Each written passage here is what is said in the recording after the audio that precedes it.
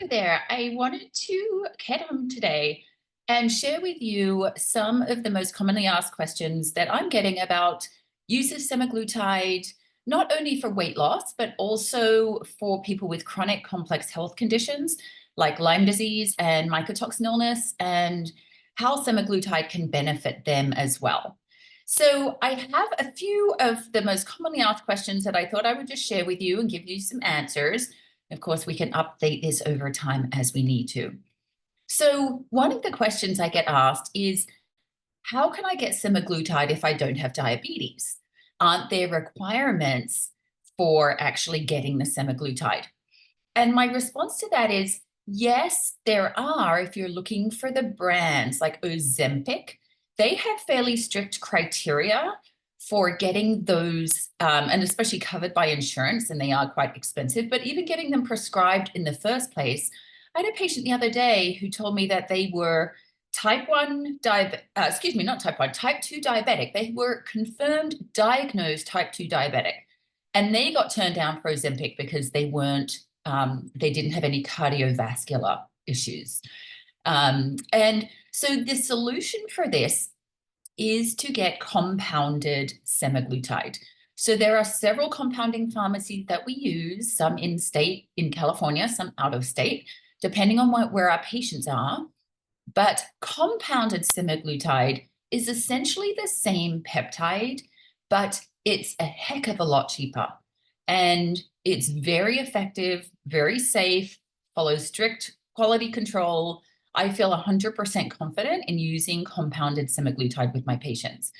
And so that's what we do. And instead of 1,000 or 1,200 a month for Ozempic, the compounded is typically 200 to 400 a month, just depending on strength, potency, dose, et cetera, et cetera. So step one is, how do we get around the Ozempic and the shortages and the brand names and the insurance? Easy peasy. We go to compounding pharmacies and they provide it for us. And we have a very steady, reliable supply of semaglutide through the compounding pharmacies. Now, another question I get is, can I take semaglutide if I don't have a lot of weight to lose? And obviously, we think of semaglutide as a weight loss peptide, as a medication to help with weight loss. It also helps with blood glucose regulation. So it's got that added bonus of helping people stabilize blood sugar regulation, which is actually a bit of a challenge in a subset of my Lyme patients. I have one patient who needs to eat every 2 hours. Otherwise, she just doesn't feel okay at all. So to keep her strength up, she needs to eat constantly. And we are actually starting her on semaglutide with the hope that it will help balance out her blood sugar. So people have come to me and wanting to start semaglutide who are not really looking to lose a lot of weight. So in the context of Lyme, toxicities, co-infections, the main goal is to reduce inflammation in the body, reduce neuroinflammation, so that inflammation in the brain, and help with brain clarity, reducing pain, reducing joint aches and pains, helping boost energy, which also I think comes back to that blood sugar regulation question. So yes, you can do semaglutide if you don't have a lot of weight to lose. And this ties in with another question about the dosing for mostly using it for inflammation, which I'll get to in a second. If you don't have a lot of weight to lose, we just keep the dose low. So for people who are looking to lose weight, we keep incrementally increasing the dose. And usually people don't notice much in the way of weight loss in the first sort of 6 or 8 weeks. We want to take it pretty gradually. We don't want people suddenly dropping 20 pounds overnight. That becomes unhealthy. And that's when you get into loss of muscle mass, et cetera, which I'll also talk about in a minute. So the bottom line is, if you don't have a lot of weight to lose, say you've got 10, 15 pounds, yeah, you could get rid of that, probably be happy about it, but it's not like it's a big health crisis. Then we just keep the dose low. We watch your weight. We don't want anyone getting underweight. We don't want anyone getting unhealthy. That's not the goal here. I did that myself by accident with semaglutide, and I easily corrected it, but I learned a lesson from that. So with my patients who don't have a lot of weight to lose, we just dose low and we just stay consistent with that. If somebody's overweight or struggling to keep weight on, this is probably not the modality for them, right? I mean, just being realistic, because semaglutide does suppress appetite. And it also does what, I love this expression, it quietens food noise. So for a lot of us, and I know this affects men as well, but I feel like probably more women, the food noise is loud, right? It's like, it's that voice that says you need that second cookie. It's that voice that says, you know, you're full, but you just want to keep eating because it's good. It's the voice that says, I can't possibly give up that, or I will be deprived. All of that chitter chatter in the brain about our relationship with food tends to quiet. Okay, and that's a really nice benefit of semaglutide. The next question I get, or another commonly asked question about semaglutide, is, will I lose muscle mass? And the answer to that is, it depends on if you do it right. So when I am with my patients working and coaching them on semaglutide, how to do it safely and effectively, there's a couple of things that are non-negotiable. One is to keep protein intake up.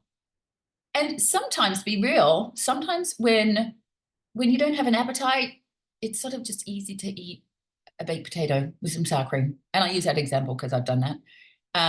Than it is to like prepare a chicken breast and the vegetables and all the things. But it's very, very, very important to maintain protein intake. And that, like I said, is a non-negotiable. The other thing is, now this is obviously going to be individually determined because some of my patients are not able to go lift weights. But for those with any capacity to lift anything, the other thing that's important is to get that strength training. And that will preserve muscle mass. Now, anytime you lose weight quickly, there is the possibility of losing muscle mass along with fat. And that's part of the reason with the semaglutide, we just go very slow in incrementally increasing dose. And in my folks, we're mainly using it as an anti-inflammatory at low dose. Then it's really becoming an issue because we're not having that big weight loss, right? So this is more of an issue in people who have more weight to lose, who are going to higher doses of semaglutide, who are losing more pounds. Then it can be more of an issue. But the two things to offset would be to increase protein intake and ensure intentional protein intake, and also lift weights, build that muscle mass. And that is the secret to being metabolically fit, regardless, semaglutide or not, right? It's really, in my view, it's a non-negotiable. So that's how to protect from losing muscle mass.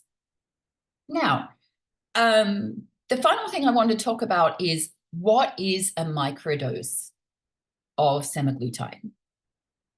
I get this question a lot. What is a microdose? What defines a microdose? Now, I can't give out specific numbers because it actually is different depending on the individual, depending on the circumstance, depending on if they also are in that weight loss kind of desire range versus someone who's not. I think the term microdosing of semaglutide, it sort of has been touted around like it's got this magical, mystical kind of air to it. It's really just starting with a low dose and potentially staying at a low dose. I mean, there's nothing sort of more magical to it than that. And it's not a big mystery, right? It's not a big mystery. It's just starting low dose and potentially staying low dose. Now, there is an average starting dose for semaglutide that would be a 0.25 milligram, for example. Sometimes I go lower than that. And sometimes we even stay lower than that. So that, yeah, I'd put that in the microdose category. But, you know, we also just call it low dose semaglutide because it's not that we're dosing so abnormally from how other people are starting. It's just that we're not ramping up to the higher doses. And that's kind of what makes the difference between using semaglutide for inflammation, pain, more, you know, your Lyme mycotoxin illness, arthritic conditions, autoimmune conditions, like all of that stuff. where we're looking for an anti-inflammatory effect. We're looking for an impact on brain clarity. We're looking for more energy. We're looking just to feel better overall. We're not going to ramp up to the higher doses that are really going to work on, like slowing down the appetite, the glucose regulation part and quelling the food noise, actually, potentially you can get at low doses.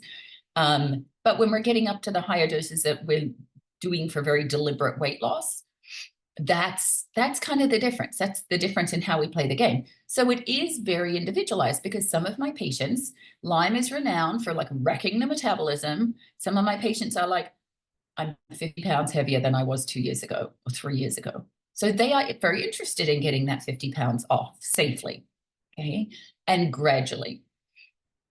And I may be a little bit slower in how I do semaglutide than some other practitioners, because I believe in, taking it slowly, being systematic about it, being sensible about it, and not rushing for, a short-term result. So, and I also want longevity for my patients, of like being able to keep weight off at the end. And well, I guess that's another question. So another question I get asked about semaglutide is, will I have to be on it forever? How do I get off it when I'm ready to get off it? Will I rebound weight gain, etc.? And the way I answered that question is this: no, you don't have to be on it forever. I can tell you, and I'm just speaking for myself, I have been on semaglutide for a year and I have zero plans to go off it, because I feel so good on it.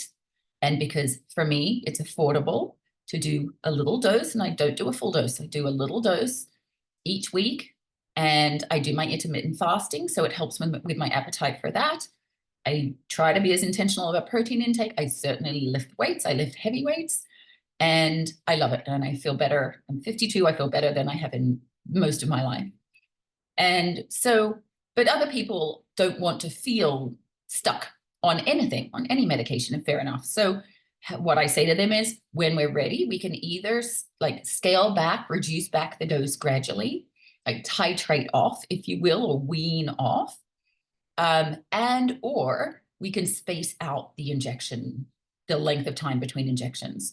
So I've spoken to a couple of women, not patients of mine, but just women I was chatting to, who have been very successful with semaglutide, and they actually then just space out their injections 2 or 3 weeks. And if they feel like that food noise is coming back, or if they feel like they're slipping into bad habits, then they'll do another injection. So generally speaking, I like to stay on the weekly schedule, because I think consistency in dosing for any medication is key. But there are ways to kind of pull back gently when one is ready to come off semaglutide. And yeah, so I think the summary for me with semaglutide is there's different ways to use it in different individuals. So in my chronically unwell population, who were in that category of not having a lot of weight to lose, then we start low dose and we stay low dose, right? In my category of patients who have weight to lose and have a significant amount, then we follow a more traditional dosing schedule, where we are graduating the dose up each month.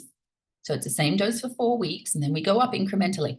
Now, what's interesting is this is dosed in an insulin syringe, and an insulin syringe is either 50 units or 100 units. So it's essentially 1 ml. And so we might be doing 0.05 mLs. It's the most tiny bit of fluid in this tiny little syringe. So we're not talking about big amounts of anything, and it's once a week. And you sort of think, how can this tiny little bit of peptide do all the magic things it's going to do? But it does, even at those low doses. So patients who want help with the inflammation but do want to lose weight, we do work up on the dosing. And then I have some patients who've come to me who are well, but they just have weight to lose. And again, we follow the traditional dosing. So I'm really excited by what I'm seeing. I'm seeing a lot of benefit in people. I'm seeing minimal side effects. I have had a couple of patients who've had some GI upset in the beginning. We found a way around it. Again, we decreased the dose for the next, injection, and just kind of built up more slowly. So there's definitely ways to individualize it for different people. But generally, I love it. So if you have any other questions about semaglutide, please either DM me or put them in comments, and I can do a follow-up video answering any other questions you may have.